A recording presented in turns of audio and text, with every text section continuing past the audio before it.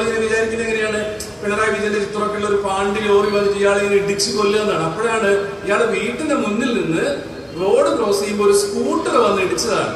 Scooter ഓടിച്ചിരുന്ന ആൾ ആശുപത്രിയിൽ, രണ്ടുപേർക്ക് കുഴപ്പമില്ല. ഇതാണ് വാർത്ത. മീഡിയ വണ്ടിൽ മാധ്യമത്തിൽ അത് പ്രസന്റ് ചെയ്യുന്നത് എങ്ങനെയാണ്? ഫസൽ വധക്കേസിൽ CPM-ന്റെ ബന്ധം എസ്റ്റാബ്ലിഷ് ചെയ്ത പോലീസ് ഉദ്യോഗസ്ഥൻ വാഹനാപകടത്തിൽ പരിക്കേറ്റ് ഗുരുതരാവസ്ഥ. ജനാധിപത്യ രാജ്യത്ത് ജനാഭിപ്രായം രൂപപ്പെടുത്തി രാഷ്ട്ര പുരോഗതി സാധ്യമാക്കുന്നതിൽ ദൃശ്യ, ശ്രാവ്യ, അച്ചടി മാധ്യമങ്ങൾ സുപ്രധാന പങ്ക് വഹിക്കുന്നു. ഒരു പങ്കും വഹിക്കുന്നില്ല എന്നുള്ളതാണ് സത്യം. എന്തോ വലിയ പങ്ക് വഹിക്കുന്നുണ്ടെന്നാണ് ഇവരുടെ വിചാരം. ഹർഷൻ അടക്കമുള്ള ആളുകൾ ഇപ്പോഴാണ് താഴെ ഇറങ്ങിയിരുന്നത്. ഈ 1.5 അടി നീളമുള്ള ഈ കോലും കുത്തിയിട്ട് ആളുകളുടെ അടുത്ത് വന്നിട്ട് ചോദിച്ചാൽ നമ്മൾ സമാധാനം പറയണം. ചാനലിൽ വന്നിരുന്നിട്ട് എല്ലാത്തിനെയും വിചാരണ ചെയ്യാൻ ഇവർക്ക് എന്തോ അവകാശമുണ്ട്.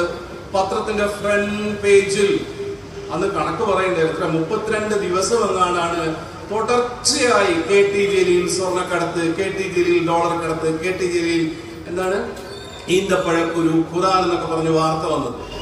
കമ്മ്യൂണിറ്റി കിച്ചനെ പറ്റി നിങ്ങൾ ഏത് BBC-കാരൻ വന്ന് എന്ത് റിപ്പോർട്ട് ചെയ്താലും ഇനി ഉണ്ടാക്കിയാലും അത് ആ അനുഭവത്തിന്റെ 100 അയലത്തെത്തില്ല.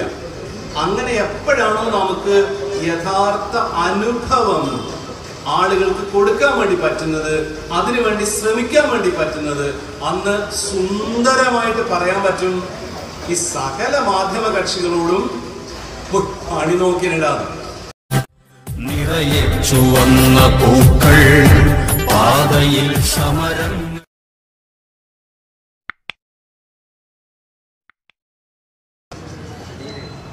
നമസ്കാരം.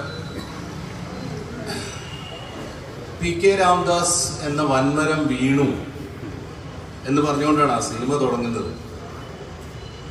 രാംദാസ് എന്ന വൻമരം ആശുപത്രിയിൽ വെച്ച് വിഷം കൊടുത്ത് വീഴുന്നതിൻ്റെ മുന്നേയും സ്റ്റീഫൻ നെടുമ്പള്ളി, എന്താണ് ഒബ്ര എന്ന് പറഞ്ഞ ആള് കേരളത്തിൽ തന്നെ ഉണ്ട്, ഇവിടെ തന്നെയുണ്ട്. അയാൾക്കറിയാം വിവേക് ഒബ്രോയി ഭയങ്കര കുഴപ്പക്കാരനാണെന്നും മഞ്ജു വാര്യരുടെ ഭർത്താവിനെ ദുബായിൽ ആക്സിഡന്റിൽ കൊന്നത് ഇയാളാണെന്നും ഒക്കെ ഇയാൾക്കറിയാം. ബോബി ഭയങ്കര അപകടകാരിയാണെന്ന് PK രാംദാസിനും അറിയാം. പറഞ്ഞിട്ടുണ്ട് ആവശ്യം വന്നാൽ അവനെ വിളിക്കണമെന്ന് പറഞ്ഞിട്ട് മൊബൈൽ നമ്പർ കൊടുത്തിട്ടുണ്ട്. വിളിക്കുമെന്നും മഞ്ജു വാര്യരെ കാണാൻ വേണ്ടിയിട്ടുള്ള പള്ളി വരെ സ്റ്റീഫൻ നെടുമ്പള്ളി ശരിയാക്കി വെച്ചിട്ടുണ്ട്. പുള്ളിയുടെ കയ്യിലാണെങ്കിൽ ചുമ്മാ ഒരു മെസ്സേജ് അയച്ചാൽ ലോകത്തിന്റെ ഏത് ഭാഗത്തു നിന്ന് വരുന്ന ഭീകരന്മാരായ പടയാളികളുണ്ട്. നാളെ വൈകുന്നേരം 5 മണിക്ക് മുമ്പ് എനിക്ക് അയാളെ ജീവനോടെ വേണം, NIA-ക്ക് എത്തുന്നതിന് മുന്നേ എന്ന് പറഞ്ഞാൽ ജീവനോടെ കിട്ടിയിരിക്കും. എന്നിട്ട് എന്താണ് സ്റ്റീഫൻ നെടുമ്പള്ളി ഈ വിഷം കൊടുത്ത് ഈ മനുഷ്യനെ കൊല്ലുന്നതിന്റെ 1 മണിക്കൂർ മുമ്പ് ഇടപെടാതിരുന്നത് എന്ന് ആലോചിച്ച് തലമുണ്ടാക്കുന്ന മോഹൻലാൽ ഫാൻസിനെ ഞാൻ കണ്ടിട്ടുണ്ട്. ഏറ്റവും ചുരുങ്ങിയത് തന്റെ വളർത്തച്ഛനോ അച്ഛനുമായിട്ടുള്ള PK രാംദാസിനെ വിഷം കൊടുത്ത് കൊന്നതിന് ശേഷമെങ്കിലും ഇയാൾക്കൊന്ന് ഇടപെടാമായിരുന്നു. ആ പാവം പെൺകുട്ടിയെ പിഴപ്പിക്കുന്നത് ഒഴിവാക്കാമായിരുന്നു. എന്തോ ഭാഗ്യത്തിനാണ് മറ്റാളുടെ കയ്യിൽ നിന്ന് മഞ്ജു വാര്യർ മരിക്കാതെ രക്ഷപ്പെടുന്നത്. എന്താ ഇത് കുറച്ച് നേരത്തെ ചെയ്താൽ എന്ന് ആലോചിച്ച് തലമുണ്ടാക്കുന്ന കുറെ ലാൽ ഫാൻസിനെ എനിക്കറിയാം. വിറ്റൻബർഗില് ഗ്രാജുവേഷൻ പഠിക്കുകയായിരുന്നു ഹാംലെറ്റ്. അപ്പോഴാണ് പുള്ളിക്ക് വിവരം അറിയുന്നത് തന്റെ അച്ഛൻ കൊല്ലപ്പെട്ടിരിക്കുന്നു എന്ന്. അച്ഛന്റെ പേരും ഹാംലെറ്റ് തന്നെയാണ്. പെട്ടെന്ന് നാട്ടിലേക്ക് ചെല്ലുകയാണ്. നാട്ടിലെത്തിയപ്പോഴാണ് അറിഞ്ഞത് അമ്മാവനാണ് കൊന്നത്, അഥവാ അച്ഛന്റെ അനുജനാണ് കൊന്നത്. എന്തോ ചെവിയിൽ വിഷമൊഴിച്ചിട്ടോ എന്തോ വിഷമൊഴിച്ചിട്ടാണ് കൊന്നത്. വീട്ടിലെത്തിയപ്പോഴാണ് അറിയുന്നത് അമ്മയും കൂടെ ഈ ക്ലോഡിയസിന്റെ കൂടെയാണെന്ന്. 5 ആക്ട് ഉണ്ട് ഷേക്സ്പിയറുടെ നാടകം. ഇയാളിങ്ങനെ കൊലപാതകം ഇങ്ങനെ നീട്ടി വെക്കുക. കൊലപാതകമല്ല, പ്രതികാര കൊല നീട്ടിവെക്കുകയാണ്. ഹാംലെറ്റ് എന്നുള്ള നാടകത്തെ പറ്റി 100 കണക്കിന് പുസ്തകങ്ങൾ ഉണ്ടായിട്ടുണ്ട്. വൈ ഹാംലെറ്റ് പ്രോക്രാസ്റ്റിനേറ്റ്, എന്താണ് ഇങ്ങനെ നീട്ടിവെക്കുന്നതെന്ന് പറഞ്ഞു. കുറേ കാലം കഴിഞ്ഞപ്പോൾ എനിക്കൊന്നു 1930s എങ്ങാണ്ടാണ് ഒരാൾ മനോഹരായിട്ട് പറഞ്ഞത്, വളരെ ലളിതമായിട്ട്, അല്ലെങ്കിൽ ആ നാടകം ഉണ്ടാവില്ലല്ലോ എന്നേ. ആദ്യത്തെ സീനിൽ തന്നെ കൊന്നിരുന്നെങ്കിൽ ലൂസിഫർ എന്ന് പറഞ്ഞ സിനിമ ഉണ്ടാവില്ലായിരുന്നു. അയാൾ ആദ്യം തന്നെ വന്നിട്ട് പൃഥ്വിരാജിനെ വിളിച്ചിട്ട് ഇയാളെ വെടിവെച്ച് കൊന്നിരുന്നെങ്കിൽ അത് 2.5 മണിക്കൂർ കഴിഞ്ഞിട്ടേ ചെയ്യാൻ പറ്റുള്ളൂ.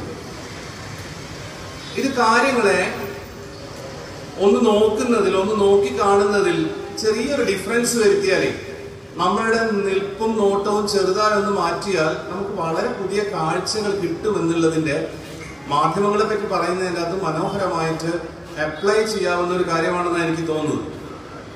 ഇപ്പം ഹർഷൻ 10-15 വർഷമായിട്ട് സജീവമായിട്ട് മാധ്യമരംഗത്തുള്ള ആളാണ്. ഞാൻ ഏതെങ്കിലും ഒരു ജീവിയിൽ വന്ന് സംസാരിച്ചിട്ട് 1 വർഷമായിട്ടേ ഉള്ളൂ.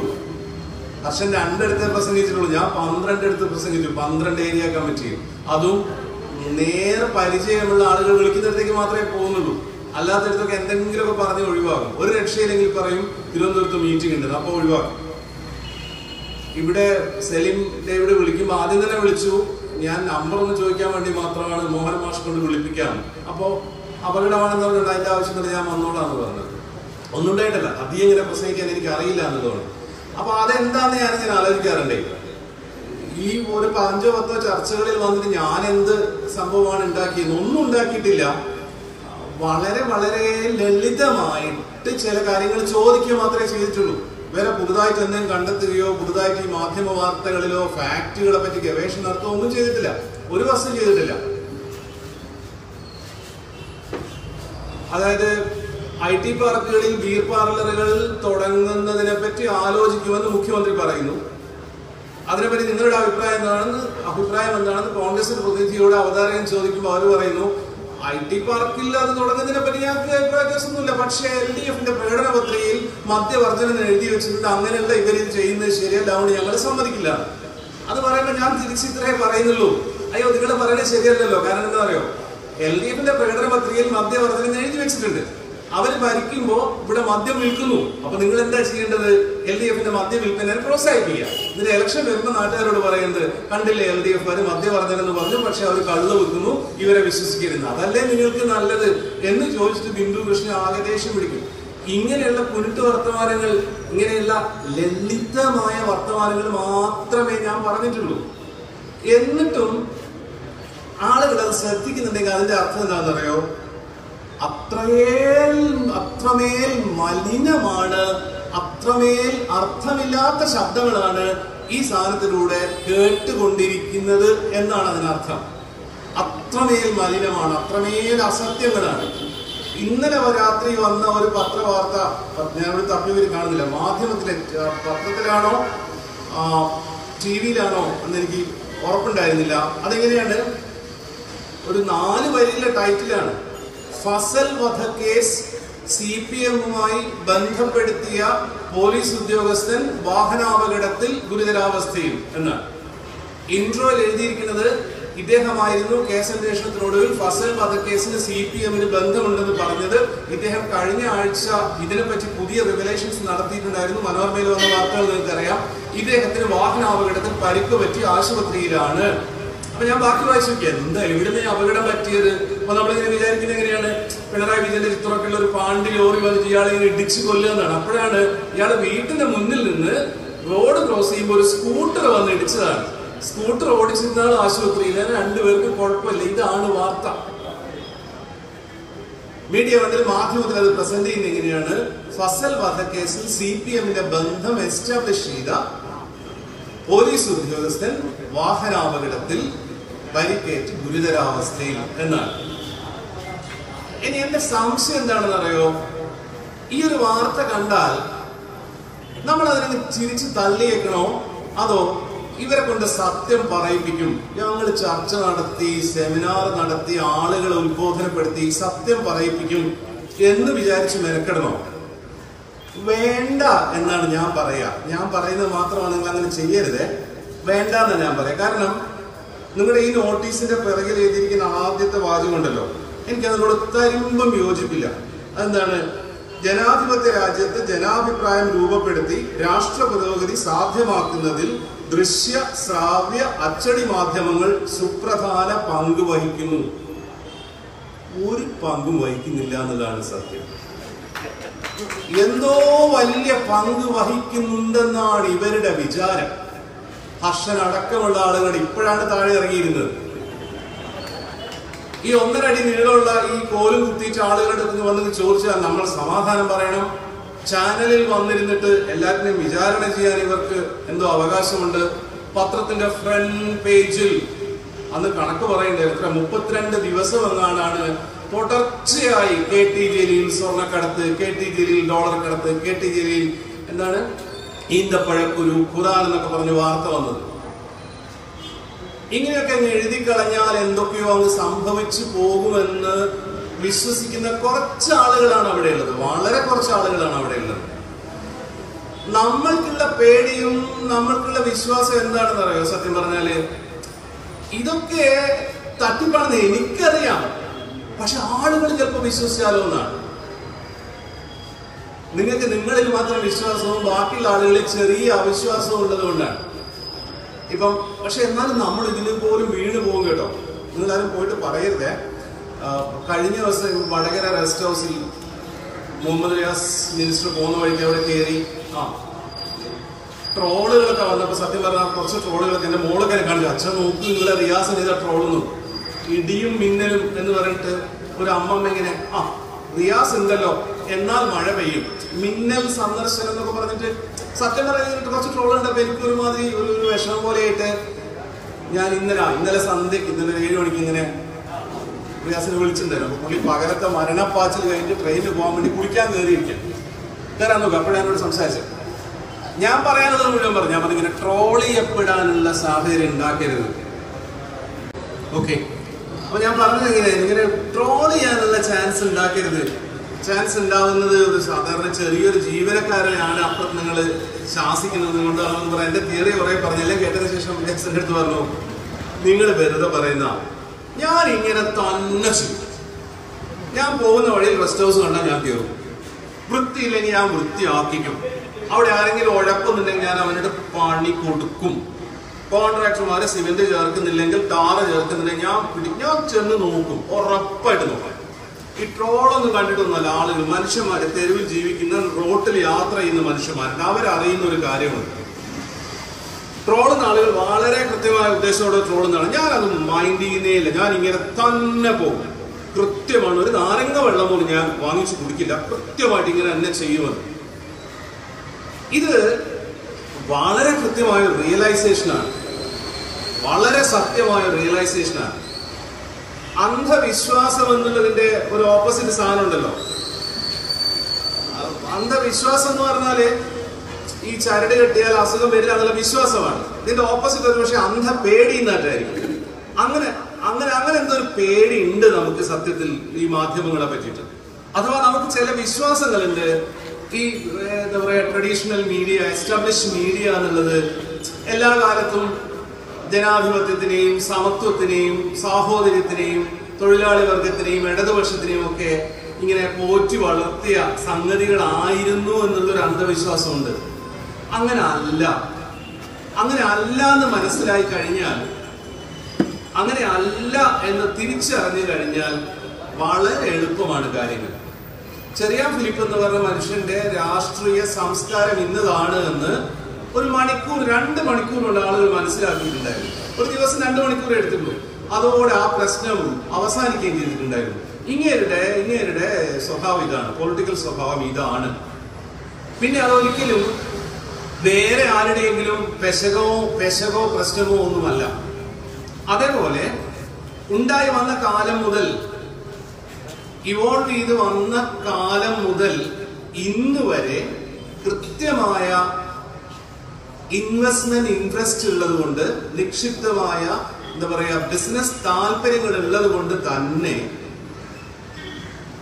ഇത്തരത്തിലുള്ള നിക്ഷിപ്തമായ ബിസിനസ് താല്പര്യങ്ങൾക്ക് നേർ വിപരീതമാണ് ജന ആധിപത്യം എന്നുള്ളതും ഇടതുപക്ഷം എന്നുള്ളത് കൊണ്ടും മാധ്യമങ്ങൾ ഒരു കാലത്തും ഇടതുപക്ഷത്തിന്റെയോ establish media in the large sense, ഞാൻ പറയുന്നത് ഇപ്പൊ വയർ എന്ന് പറഞ്ഞ മാധ്യമത്തിനെ പറ്റിയിട്ടോ അല്ലെങ്കിൽ ട്രൂ കോപ്പിയിൽ എഴുതുന്ന പിന്നെ എന്താ പറയാ ഹർഷനെ പറ്റിയിട്ടോ അല്ലെങ്കിൽ പെഗാസസ് പേപ്പേഴ്സ് ചോർത്തിയെടുക്കുന്ന അത്തരത്തിലുള്ള മാധ്യമ പ്രവർത്തകരെയല്ല, മറിച്ച് നമ്മൾ കാണുന്ന കുത്തക മാധ്യമങ്ങൾ, കോർപ്പറേറ്റ് താല്പര്യമുള്ള കുത്തക മാധ്യമങ്ങൾ എന്നുള്ളത് ഒരു കാലത്തും നമ്മൾ നല്ലത് എന്ന് കരുതുന്ന കാര്യങ്ങളുടെ കൂടെ നിന്നിട്ടുള്ളതല്ല. അത് അങ്ങനെ അല്ല എന്ന് മനസ്സിലായാൽ അയ്യോ ഇതിങ്ങനെ ആവുന്നില്ലല്ലോ എന്ന് പറഞ്ഞ് നമ്മളിങ്ങനെ കുറേ സങ്കടപ്പെട്ട് കുറേ ചർച്ച ചെയ്ത് സമയം പോക്കേണ്ടതില്ല എന്നാണ് എനിക്ക് തോന്നുന്നത്. ഈ വരുന്ന 3-ാം തീയതി കോഴിക്കോട് വേറൊരു പ്രോഗ്രാം നടക്കുന്നുണ്ട്. SFIയുടെ സംസ്ഥാന കമ്മിറ്റിയുടെ കുറെ കുട്ടികളെ സെലക്ട് ചെയ്ത് ഒരു മണിക്കൂർ കൊണ്ട് ഞാൻ സംസാരിക്കുന്നുണ്ട് അവിടെ.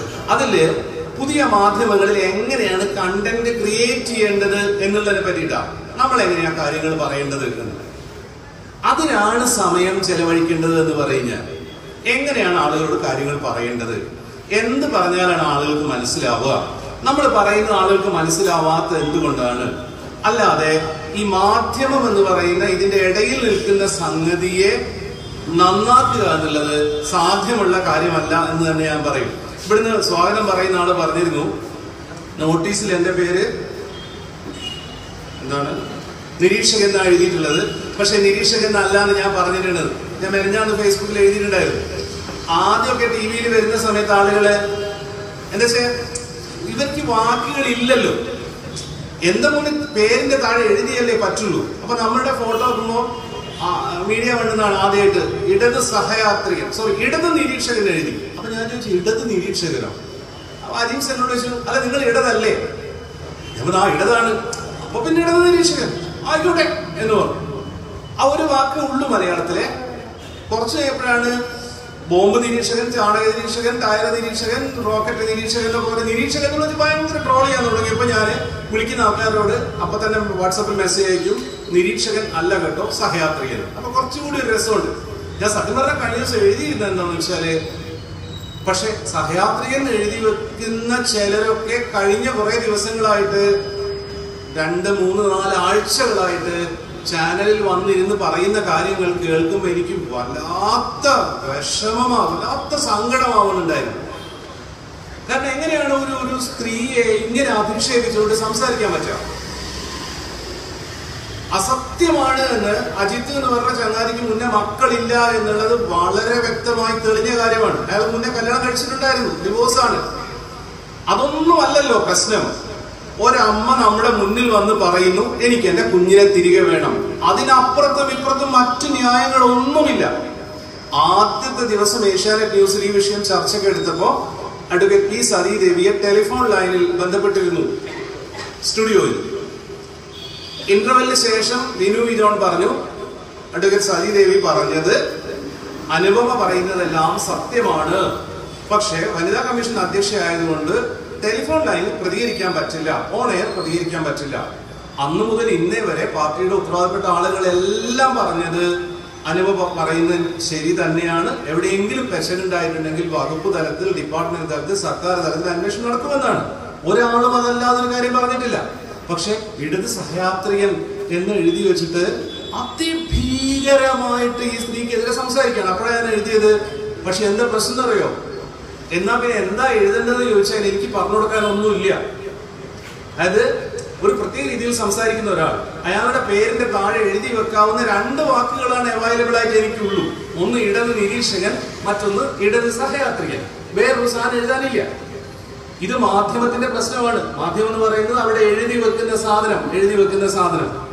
ഞാൻ പറയാറുണ്ട്, ഇപ്പം മലയാളത്തില് ജീവിക്കുന്ന ഇപ്പൊ +2 ഒക്കെ കഴിയുമ്പോൾ കോളേജിലൊക്കെ പഠിക്കുമ്പോഴാണ് നമ്മൾ ഈ പണ്ട് ആൺകുട്ടികൾ പെൺകുട്ടികളോടും പെൺകുട്ടികൾ ആൺകുട്ടികളോടൊക്കെ ഇഷ്ടം വന്നാൽ പറയാനൊരു ഒറ്റ വാക്കേ ഉള്ളൂ മലയാളത്തിൽ. മലയാളത്തിലെ ഏറ്റവും നല്ല വാക്ക് ഐ ലവ് യു എന്നുള്ളതാണ്. ആ ഒരൊറ്റ വാക്കേ ഉള്ളൂ. ഓരോരുത്തരുടെ അതെ മലയാളത്തിലുള്ള വാക്ക് തന്നെയാണ് ഐ ലവ് യു. കാരണം ഇംഗ്ലീഷിലാരും ഐ ലവ് യു എന്ന് പറയാറില്ല. പിന്നെ no English man will say I love you. It's quite boring. അപ്പം ഈ ഒരൊറ്റ ഫ്രേസേ ഉള്ളൂ.